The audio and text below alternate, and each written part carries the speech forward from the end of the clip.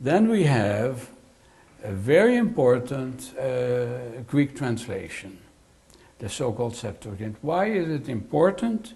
It's important because scholars say that this translation reflects, not contains, but reflects many important readings, many important details, and is often more original than the Masoretic Hebrew Bible. But it's in Greek.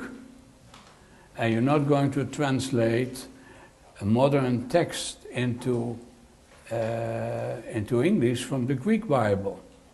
This is very little done, but it is also done. But the main texts are translated from the Hebrew. It was the text that Jesus used, that Paul used. I think I could speak more with certainty about Paul than about Jesus. This was the text that Paul used. And there are here and there scholars who believe that that text should actually be translated into English and used by Christian communities. This is an of-the-way view.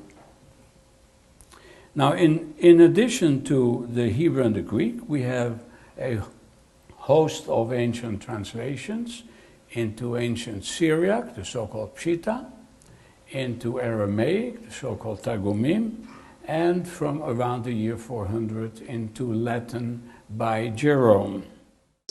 Now, the Dead Sea Scrolls changed the view of the Septuagint, which was the Bible of the early church. As you all probably know, until the Vulgate was translated, the common Bible used in churches both East and West in early Christianity was the Septuagint, or the Old Greek translation of the Old Testament. So the Septuagint was the Bible of the early church.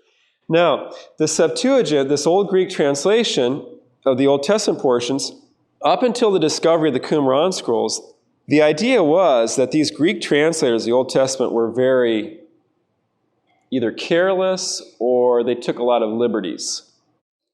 Because frequently in the Old Testament, when you compare the Greek and the Hebrew, you see that the Greek is different in wording and sometimes a little longer, sometimes a little shorter.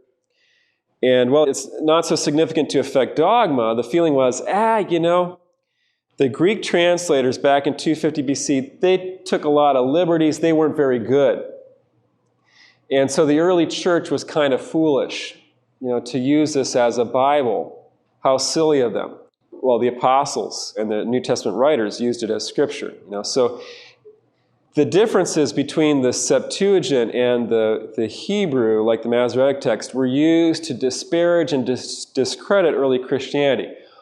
What happened with the discovery of the Dead Sea Scrolls? Well, with the discovery of the Dead Sea Scrolls, we found Hebrew copies of books of the Old Testament that matched the Greek translation. And suddenly the light went on and folks realized, hey, those guys in 250 BC, they weren't taking liberties. They had a different edition of the Hebrew in front of them, and they were translating word for word. They were good translators, they were accurate, they were faithful. It's just that there were really variations in the different Hebrew editions of the Bible that were out there. So suddenly the Septuagint is viewed in a new light. Suddenly they say, oh, you know what? This is a faithful, fairly accurate translation of one of several slightly different editions of biblical books in ancient times. Okay, so now the Septuagint is viewed with greater respect by scholars who work on the text of the Old Testament.